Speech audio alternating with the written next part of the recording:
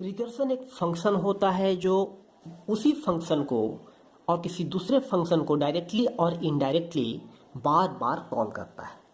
ये हमारा रिकर्सन का डेफिनेशन होता है। तो क्या हम इसको लिख सकते हैं कि एक फंक्शन है, फंक्शन, और इसे हम क्या बोल सकते हैं, मॉड्यूल बोल सकते हैं, मॉड्यूल विच कॉल इटसेल्फ। तो ये हमारा बेसिक डेफिनेशन है रिकर्सन का।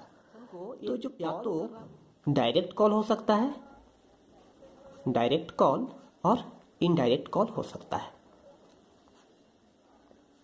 चलिए तो हम लोग समझने की कोशिश करें कि डायरेक्ट कॉल और इनडायरेक्ट कॉल क्या होता है। हमारे पास एक एग्जांपल मान के चलते हैं कि f नाम का एक फंक्शन है। तो जब ये फंक्शन है तो हम लोग कैसे लिखते हैं फंक्शन, किस फंक्शन को, इस तरह से लिखते हैं। इसका मतलब f एक हमारा फंक्शन है।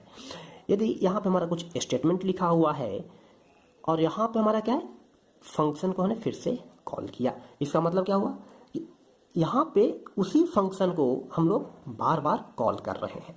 तो ये प्रोसेस चलता रहेगा और ये फिर से, इसका मतलब क्या है, साइक्लिक प्रोसेस हुआ। इस फंक्शन में गए हम लोग, यहाँ पे पहुँचने के बाद फिर से उसी फंक्शन में आए, तो ये ऐसा चलता रहेगा। तो अब यहाँ पे सोचने वाली बात है कि कब तक चलता रहा, ये इनफाइनाइट लूप की तरह दिख रहा है। तो यहाँ पे हमें देना होता है एक बेस कंडीशन, जिसके वजह से क्या होगा, वो टर्मिनेट करेगा, टू टर्मिनेट द फंक्शन। तो ये कितना बार फंक्शन चलेगा वो डिसाइड किससे होता है, बेस कंडीशन से डिसाइड होता है। तो ये हमारा जो फंक्शन है, इसी फंक्शन में एफ कॉल कर रहा है, तो इसको हम लोग क्या बोलेंगे, डायरेक्ट कॉल बोलेंगे। उसी तरह से हम लोग यदि इनडायरेक्ट कॉल की बात करें, सपोज दैट ये हमारे पास f1 नाम का एक फंक्शन है, f1, इसमें हमने कुछ स्टेटमेंट लिखा और यहाँ पे हम लोग जा रहे हैं f2, एक नया फंक्शन आया, इसको हमने बंद किया, क्लोज किया। f2 का इसका मतलब क्या है कि डेफिनेशन कहीं ना कहीं होगा outside of this function. So f2 का डेफिनेशन मान के चलते हैं कि हमारा कहीं यहाँ पे है, और f2 जो है f1 को कॉल किया। देखिए यहाँ पे समझने वाली बात है कि f1 हमारा एक फंक्शन है जो f2 को कॉल किया। ये डायरेक्ट f1 को कॉल नहीं कर रहा है, बट f2 का जो बॉडी है, f2 की बॉडी में f1 है, मतलब f2 f1 को कॉल कर रहा है। इसका मतलब क्या हुआ कि f2 is calling this function, f1 is calling this function f2 and f2 is calling this function f1। तो f1 कॉल किया गया, इसका मतलब क्या है, फिर यहाँ पे पहुँचेगा। f1 कॉल किया f2 को, इसका मतलब क्या है, इस फंक्शन पे सीधे जंप करेगा। f2 कॉल किया f1 को, इसका मतलब क्या है, यहाँ से सीधे f1 पे जंप करेगा। तो ये जो है इनडायरेक्ट कॉल इसको बोलते हैं, और इसे क्या बोलते हैं, डायरेक्ट कॉल। तो आपको दो चीज़ ध्यान देना होता है रिकर्सन में, कि एक तो या तो डायरेक्ट या इनडायरेक्ट कॉल होगा।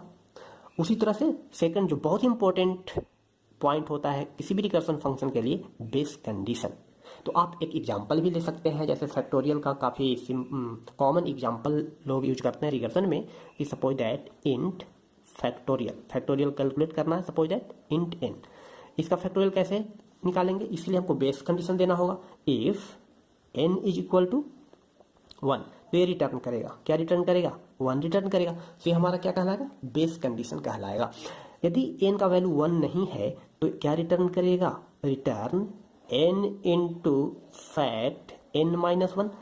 सो this is the simple concept of recursion. आप किसी फैक्टोरियल को, आप सपोज दैट n का वैल्यू हमारे पास 3 है, तो क्या होगा, चेक करेगा base condition, n is equal to 1 है, 3 नहीं है, सो इसमें नहीं आएगा, इस पार्ट में नहीं आएगा। कहाँ पे आएगा, क्या रिटर्न करेगा, 3 इंटू फैक्ट n माइनस 2। सो हम लोग इसको ड्राई रन करके देखें। सो 3 इंटू फैक्ट n माइनस 1 करने के बाद क्या होगा, 3 का वैल्यू क्या हो जाएगा, 2 होगा। सो फैक्ट 2, इसका मतलब फिर से इसी फंक्शन पे आएगा। सो अब n का वैल्यू क्या हो चुका है, 2।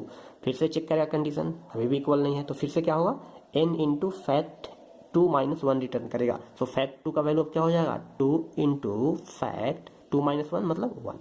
अब फिर से इस फंक्शन को कॉल करेंगे, तो फैक्ट 1 का मतलब क्या है, n का वैल्यू क्या है, 1। सो ये रिटर्न क्या करेगा, 1। सो ये रिटर्न होगा 1। सो इस तरह से हमारा जो आंसर होगा क्या होगा, 3 इंटू 2 इंटू 1।